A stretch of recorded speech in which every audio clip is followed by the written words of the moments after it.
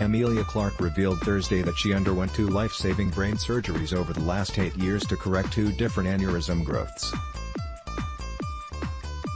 The Game of Thrones star, 32, said that the surgeries were difficult and not always successful, nor was her recovery. At one point she wanted to pull the plug when she was unable to remember her name.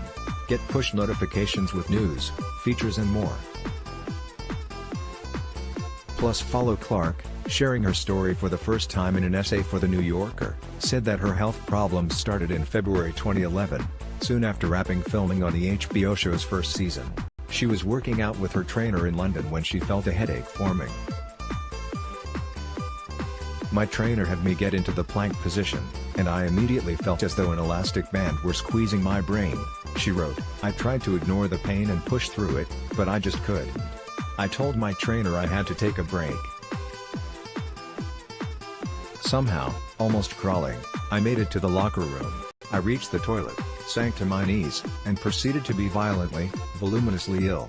Meanwhile, the pain, shooting, stabbing, constricting pain, was getting worse. At some level, I knew what was happening. My brain was damaged.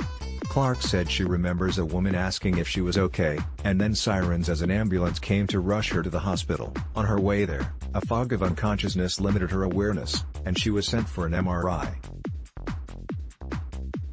The diagnosis was quick and ominous: a subarachnoid hemorrhage, SAH, a life-threatening type of stroke, caused by bleeding into the space surrounding the brain, she said.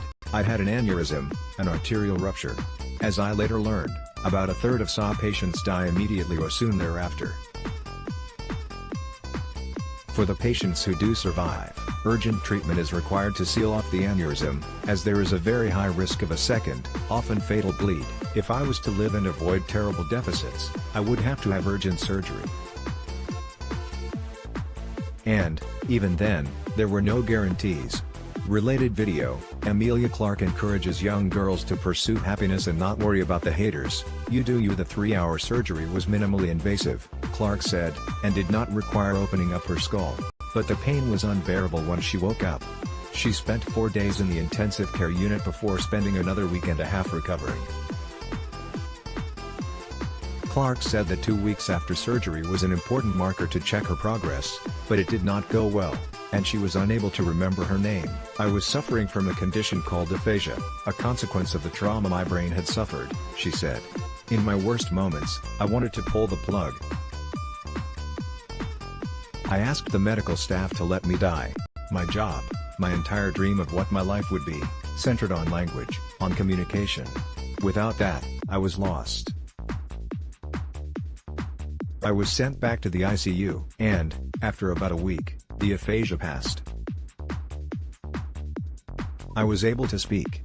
Clarke was able to leave the hospital and continue working, but she was warned that there was another, smaller aneurysm on the other side of her brain that could pop the way the other one had, but doctors said it may also stay dormant. Clarke resumed promoting Game of Thrones, but was often so woozy, so weak, that I thought I was going to die, and had to take morphine between interviews at times to manage the pain. And filming the show's second season was a massive challenge. If I am truly being honest, every minute of every day I thought I was going to die, she admitted. In 2013, during one of Clarke's regular brain scans, doctors found that her second aneurysm had doubled in size, and required a second, but easier operation. However, it didn't go as planned. When they woke me, I was screaming in pain. The procedure had failed, she wrote. I had a massive bleed and the doctors made it plain that my chances of surviving were precarious if they didn't operate again. This time they needed to access my brain in the old-fashioned way, through my skull. And the operation had to happen immediately.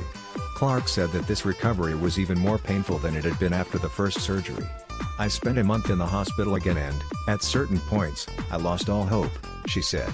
I couldn't look anyone in the eye. There was terrible anxiety, panic attacks, I felt like a shell of myself. So much so that I now have a hard time remembering those dark days in much detail. My mind has blocked them out. But I do remember being convinced that I wasn't going to live.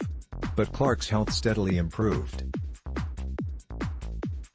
"In the years since my second surgery I have healed beyond my most unreasonable hopes," she said. "I am now at 100%. Clarke has since created a charity, Same You, to raise money for people recovering